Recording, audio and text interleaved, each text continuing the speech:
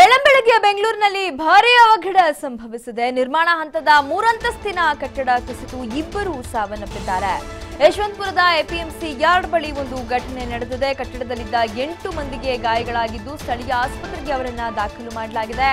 ಬೆಳಗಿನ ಜಾವ 4:40ರ ಸಮಯದಲ್ಲಿ ಕಟ್ಟಡ ಕುಸಿದಿರುವಂತದ್ದು. ನಿರ್ಮಾಣ ಹಂತದ 3 ಅಂತಸ್ತಿನ ಕಟ್ಟಡ ಕುಸಿದು ಇಬ್ಬರು ಸಾವನ್ನಪ್ಪಿರುವಂತಹ ಘಟನೆ ಬೆಂಗಳೂರಿನ ಯಶವಂತಪುರದ ಎಪಿಎಂಸಿ ಯಾರ್ಡ್ನಲ್ಲಿ ನಡೆದಿದೆ. ಬೆಳ್ಳಂಬೆಳಗ್ಗೆ ಬೆಂಗಳೂರಿನಲ್ಲಿ ಭಾರೀ ಅವಘಡ ನಡೆದಿದೆ.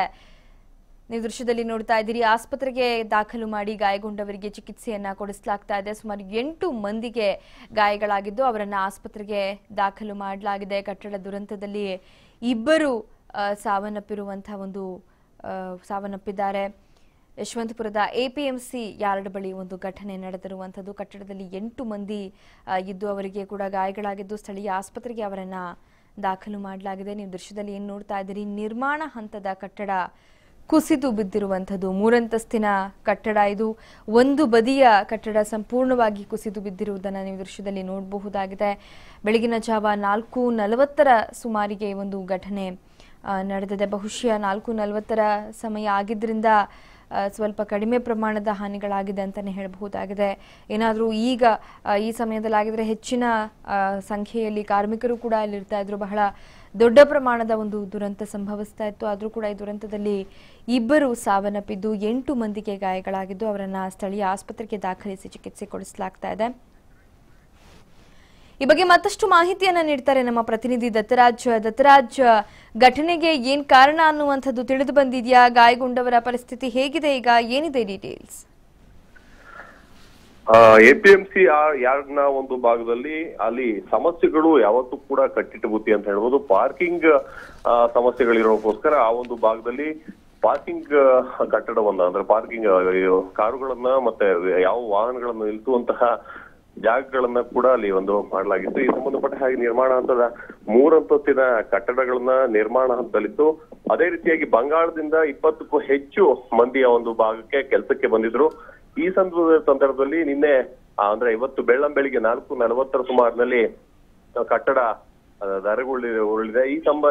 ಈ ಒಂದು ಘಟನೆಯಲ್ಲಿ ವ್ಯಕ್ತಿಗಳು ಅಂದ್ರೆ ಈಗ ರಾಹುಲ್ ಮತ್ತು ರಾಕೇಶ್ ಎಂಬುವರು ಇಬ್ಬರು ಕೂಡ ಮೃತರಾಗಿದ್ದಾರೆ. ಅಲ್ಲಿ ಕಾರ್ಮಿಕರಾಗಿ ದುಡಿತಾ ಇದ್ರು. ಅದೇ ರೀತಿಯಾಗಿ ಉಳಿದಿರ್ತಕ್ಕಂತಹ 8 ಮಂದಿ ಏನು ಬಂಗಾಳ ಮೂಲದ ಕಾರ್ಮಿಕರಿದ್ದಾರೆ ಅವರಿಗೆ ಸಣ್ಣ ಪುಟ್ಟ ಗಾಯಗಳಿಂದ ಪ್ರಾಣಾಪಾಯದಿಂದ ಪಾರಾಗಿದ್ದಾರೆ ಅನ್ನೋ ಒಂದು ಮಾಹಿತಿ ಈಗಾಗಲೇ ಲಭ್ಯವಾಗಿದೆ. ಬೆಳ್ಳಂಬೆಳಿಗ್ಗೆ ಅಗ್ನಿಶಾಮಕ ದಳದ ಸಿಬ್ಬಂದಿಗಳು ಮತ್ತೆ ಸ್ಥಳೀಯ ಆರ್ಎಂಸಿ ಯಾರ್ಡ್ ಪೊಲೀಸ್ನವರು ಕೂಡ ಸ್ಥಳಕ್ಕೆ ಧಾವಿಸಿ ಅಲ್ಲಿರ್ತಕ್ಕಂತಹ ಏನು ಕಟ್ಟಡದ ಅವಶೇಷಗಳಡಿ ಸಿಲುಕಿರ್ತಕ್ಕಂತಹ ಏನು ಸಾವು ನೋವಿನಿಂದ ಒದ್ದಾಡ್ತಾ ಇರ್ತಕ್ಕಂತಹ ವ್ಯಕ್ತಿಗಳನ್ನ ಕಾರ್ಮಿಕರನ್ನ ನೇರವಾಗಿ ಆಸ್ಪತ್ರೆಗೆ ಸಾಗಿಸುವಂತಹ ಕೆಲಸವೂ ಕೂಡ ಕೈ ಹಾಕಿದ್ರು. ಮತ್ತೆ ಅದೇ ರೀತಿಯಾಗಿ ಉಳಿದಿರ್ತಕ್ಕಂತಹ ಕಟ್ಟಡದ ಅವಶೇಷಗಳಲ್ಲಿ ಮತ್ತಷ್ಟು ಏನು ಕಳೆಬರಗಳು ಅಥವಾ ಶವಗಳಿರುವಂತಹ ಸಾಧ್ಯತೆಗಳು ಇದಾವೆ. ಅದಕ್ಕೋಸ್ಕರ ಕಾರ್ಯಾಚರಣೆ ಮುಂದುವರೆದಿದೆ.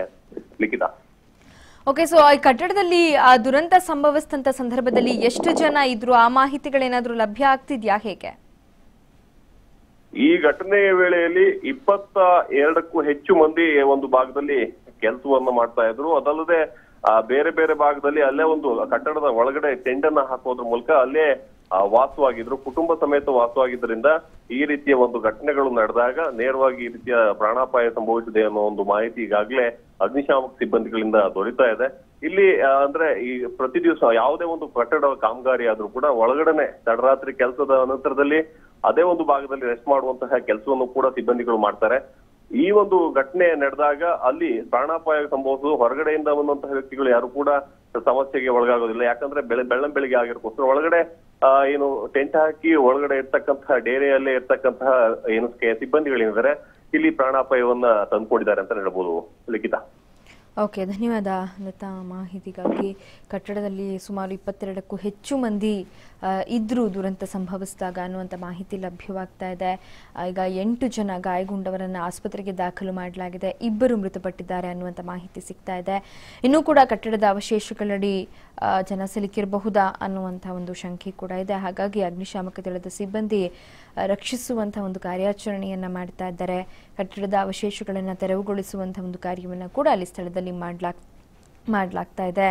4:40ರ ಸುಮಾರಿಗೆ ನಡೆದಂಥ ದುರಂತ ಇದು ಅನ್ನುವಂತಹ ಮಾಹಿತಿ ಕೂಡ ಲಭ್ಯವಾಗ್ತಿದೆ.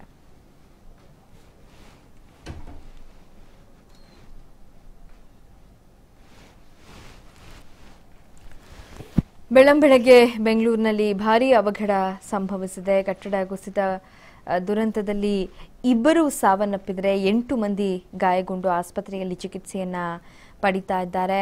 ಇನ್ನು ಏನು 22ಕ್ಕೂ ಹೆಚ್ಚು ಮಂದಿ ಇದ್ರೂ ಕಟ್ಟಡದಲ್ಲಿ ಅನ್ನುವಂಥ ಮಾಹಿತಿ ಕೂಡ ಲಭ್ಯವಾಗ್ತಾ ಇದೆ. ಆ ನಿಟ್ಟಿನಲ್ಲಿ ಇನ್ನೂ ಕೂಡ ಅವಶೇಷಗಳಡಿ ಜನ ಸಿಲುಕಿರಬಹುದಾ ಅನ್ನುವಂಥ ಒಂದು ಕಾರ್ಯಾಚರಣೆಯನ್ನು ಕೂಡ ಅವರನ್ನು ರಕ್ಷಿಸುವಂಥ ಕಾರ್ಯಾಚರಣೆಯನ್ನು ಕೂಡ ಅಗ್ನಿಶಾಮಕ ದಳದ ಸಿಬ್ಬಂದಿಗಳು ಮಾಡ್ತಾ ಇದ್ದಾರೆ. ನೀವು ದೃಶ್ಯದಲ್ಲಿ ನೋಡ್ತಾ ಇದ್ದೀರಿ, ರಕ್ಷಿಸುವಂಥ ಒಂದು ಕಾರ್ಯಾಚರಣೆಯನ್ನು ನಡೆಸಲಾಗ್ತಾ ಇದೆ. ಬೆಳ್ಳಂಬೆಳಗ್ಗೆ ಬೆಂಗಳೂರಿನಲ್ಲಿ ಭಾರೀ ಅವಘಡ ಸಂಭವಿಸಿದೆ. ಕಟ್ಟಡ ದುರಂತದಲ್ಲಿ ಇಬ್ಬರು ಸಾವನ್ನಪ್ಪಿದ್ದಾರೆ.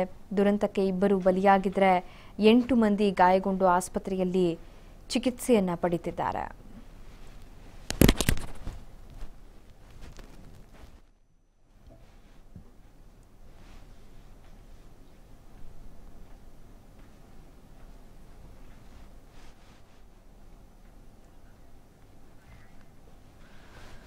ಬೆಳ್ಳಂಬೆಳಗ್ಗೆ ಬೆಂಗಳೂರಿನಲ್ಲಿ ಭಾರೀ ಅವಘಡ ಸಂಭವಿಸಿದೆ.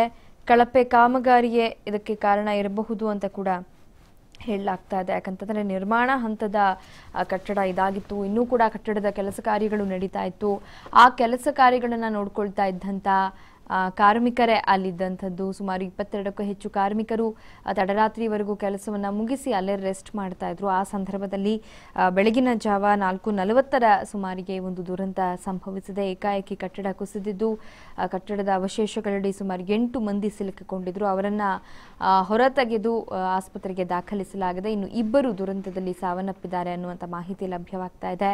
ಇನ್ನೂ ಕೂಡ ಸುಮಾರು ಜನ ಅವಶೇಷಗಳ ಅಡಿ ಸಿಲುಕಿರುವಂತಹ ಸಾಧ್ಯತೆ ಇದ್ದು ಅವರನ್ನು ರಕ್ಷಿಸುವಂತಹ ಒಂದು ಕಾರ್ಯ ಭರದಿಂದ ಸಾಗ್ತಾ ಇದೆ. ಯಾಕಂತಂದ್ರೆ ದುರಂತ ನಡೆದ ಸಂದರ್ಭದಲ್ಲಿ ಸುಮಾರು 22ಕ್ಕೂ ಹೆಚ್ಚು ಕಾರ್ಮಿಕರು ಅಲ್ಲಿದ್ರು ಅನ್ನುವಂಥ ಮಾಹಿತಿ ಲಭ್ಯವಾಗ್ತಿದೆ. ಹಾಗಾಗಿ ಇನ್ನುಳಿದವರಿಗಾಗಿ ಹುಡುಕಾಟವನ್ನ ಅಗ್ನಿಶಾಮಕ ದಳದ ಸಿಬ್ಬಂದಿ ನಡೆಸುತ್ತಿದ್ದಾರೆ.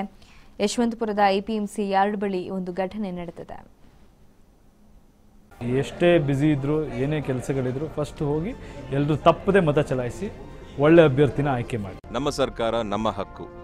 ಸೊ ಹಾಗಾಗಿ MP ಎಲೆಕ್ಷನ್ಸ್ ಬರ್ತಾ ಇದೆ. ನಾನು ವೋಟ್ ಮಾಡ್ತಾ ಇದ್ದೀನಿ, ನೀವು ಸಹ ವೋಟ್ ಮಾಡಿ ಈ ಒಂದು ಜವಾಬ್ದಾರಿನ ಸರಿಯಾಗಿ ನಿಭಾಯಿಸ್ಕೊಡಿ. TV5 ಅಭಿಯಾನದಲ್ಲಿ ನಾನು ಸಹ ಕೈ ಜೋಡಿಸ್ತಾ ಇದ್ದೀನಿ, ನೀವು ಸಹ ಕೈ ಜೋಡಿಸಿ.